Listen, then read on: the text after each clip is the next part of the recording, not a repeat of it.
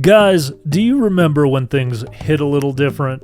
When everything that came out on your game console was an exciting endeavor? What the heck happened to simplistic, hard-hitting titles coming out consistently year after year? You would think with the amount of money in the video game industry that corporately produced products with massive amounts of budgeting dedicated to them would amount to more than a handful of PS5 exclusives and some lackluster AAA titles across the board. Like, I get that you want to dedicate large amounts of money to the heaviest hitting projects, but what gives? Instead of only focusing on well-known studios coming out with multi-$100 million games, why not cut one of those budgets into 10 pieces and make smaller projects? I've been revisiting some games from the 6th and 7th generation, the PS2 era, the time of the Xbox 360, baby. This time period was the definition of focused, tight, polished experiences. The funniest part about this is that these games are still fun over a decade later, and the depth of meaning in the storytelling of many of them is truly invigorating, and makes me excited about the medium of gaming again. These behemoth studios and companies of the gaming industry had the formula down to a science, and somehow they completely dropped the ball. Now, I get it. You don't want the industry to get completely stagnant, and so companies compete to innovate and bring forth the first new groundbreaking experience. But why does every game have to pivot into this mindset? Well, the answer is actually kind of obvious. It's that sweet, sweet cheddar, baby. Keeping up with specs, graphics, and a sense of scale gets a little bit expensive, and game development hasn't gotten any cheaper these days. The fact that the price of gaming products, especially accounting for inflation, has largely remained about the same creates an incentive in the market to create other forms of monetization and therefore build games around the appeal of playing a game for as long as possible. And this creates a massive issue for the game's quality. And that issue is called scope creep. The scope of a game mostly has to do with the size of the project, but this goes well beyond the literal size of the game. It actually is mainly about the substance of the game. This is not just something that is a topic of discussion and contemplation today, but was also very prevalent in the 7th generation and even back to the 6th generation, basically as long as 3D games have been around. A prime example of this would be the Fable games. Each game had an ambitious goal of creating an everything role-playing experience. The idea was that you could craft a character into a very specific personality through a spectrum of behaviors and moral systems. This in turn would affect the world around you depending on your choices. The goal of this was to create consequences, but because of the limits of technology and NPC AI programming, the consequences really only felt like they affected the player's status, and that NPCs were unfazed and just mindless tools to be used for the player's gratification. Both this and the limits of open world design and, basic storage space on your average console back then were technological hindrances for this scope creep.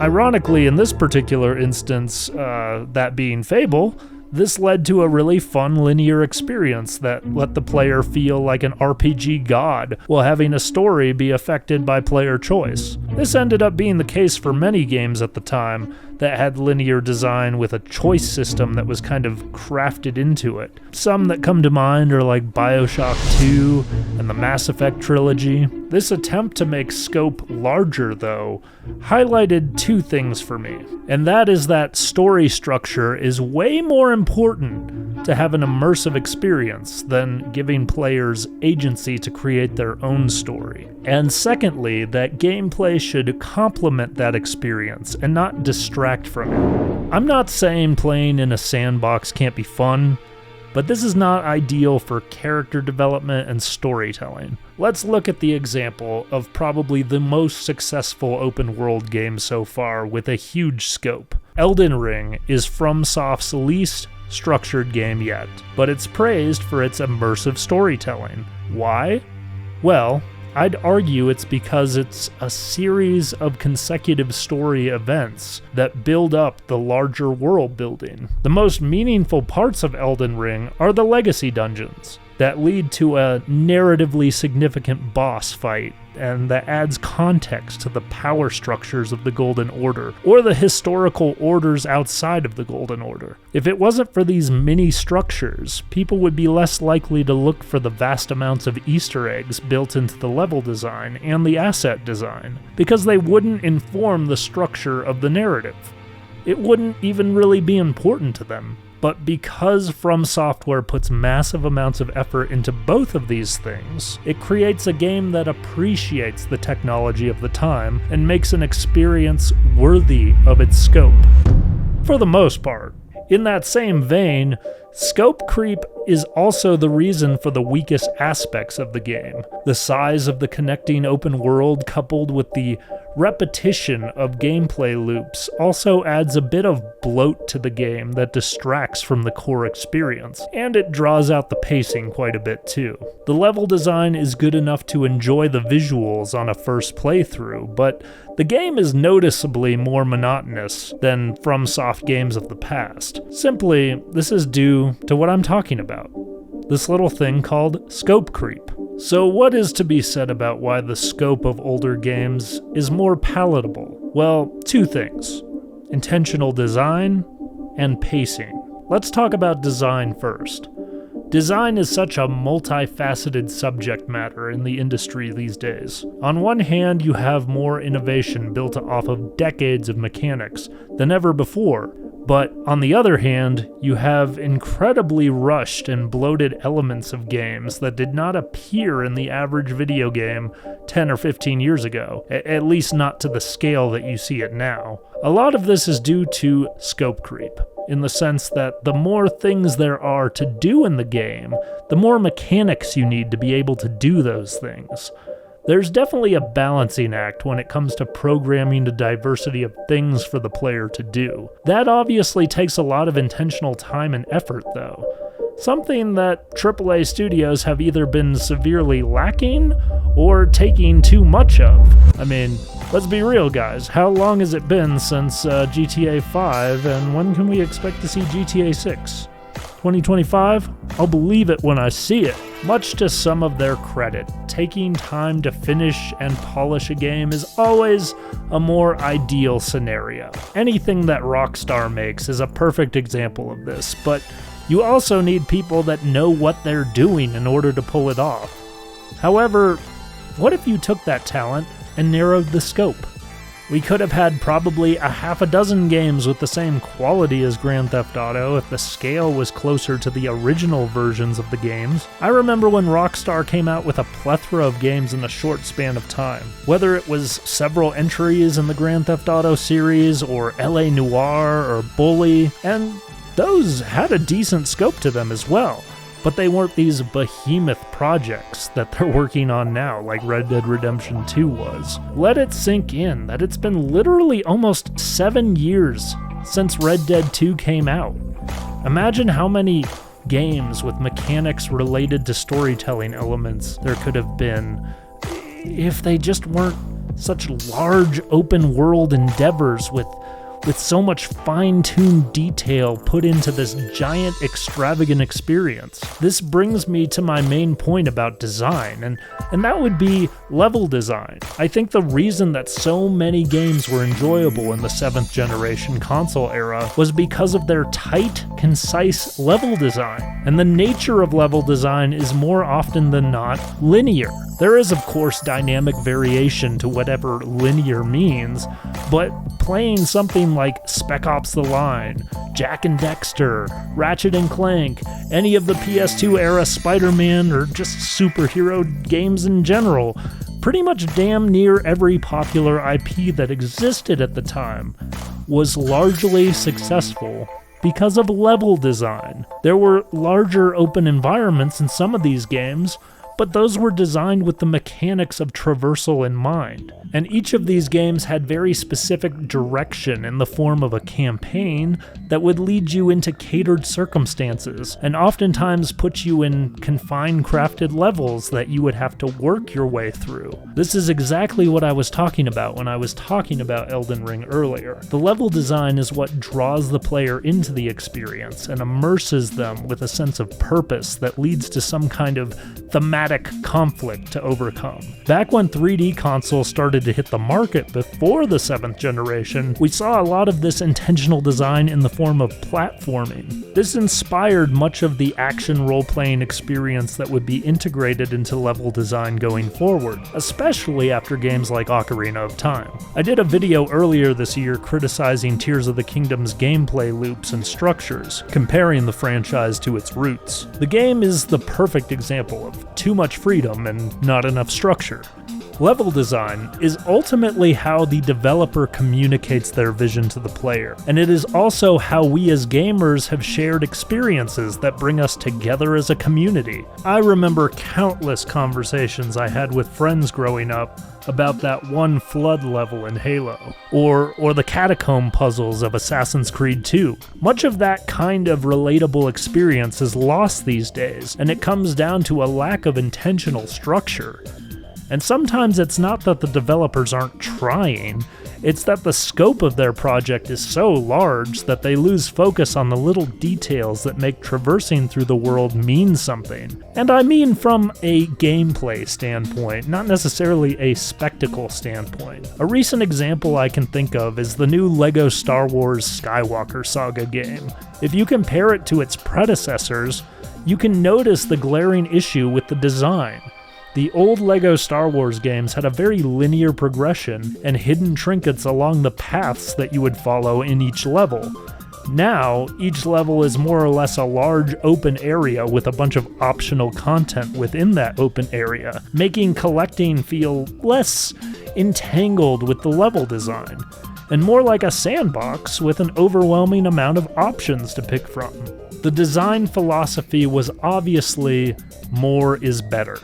And I think the game is hurt by this philosophy because it makes the process of collecting things feel less special and tied to the flow of the level design. Somehow in the search for how far you could push game scope, there was a technological limiting point where developers were forced to find a happy medium between size and function. And the reality is that most games, conceptually, do not need to be that large in scope. The level design should be like a high-quality dessert, presented on a small plate but incredibly rich in flavor and having a lasting impact on your taste buds. Sometimes you find a chef that is talented enough to bake a really large, tasty cake, but for the most part, things are enjoyable in small doses as long as those doses are focused on quality. Games that get to the point and use the simplicity of their design to their advantage usually leave the player with a more lasting impact than something that feels overwhelming in scope. Speaking of simplicity, the other thing that makes a good story is pacing.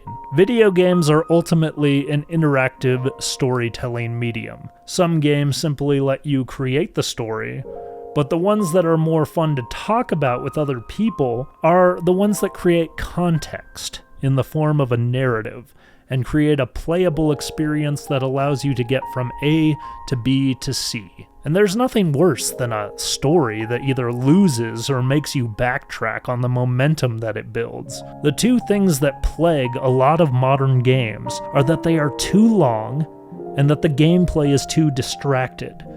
The amount of time invested in a game can determine how exhausting it is. This is the case with storytelling art forms in general. If you make something too large, it can be easy to get distracted and lose the plot, particularly if you are encouraged to go on a tangent and do some side quests. Now, if the story in those side quests are worth pursuing, however, those create little stories with their own pacing. Ultimately, this leads to a very subjective conversation about how much content there should be in a singular video game. Largely, I think that the answer is subjective as well, because it's largely dependent on the quality of the content in each game. And also, one could argue that sometimes the side quests are the main attraction of the game, but if those side quests are good enough, then it's worth playing through the experience. Skyrim is the quintessential example of this, where the main story is kind of take it or leave it in its quality, but the side quests are what make the world interesting and dynamic. You could argue that this is actually the whole gameplay loop for an MMO. World of Warcraft is kind of designed around the whole concept of side quests, like everything you do is a side quest, but the whole point of that game is the scope, so it's a little bit different of a conversation for something like that. But in the vein of talking about things that are interesting and dynamic, I played through Final Fantasy XVI earlier this year.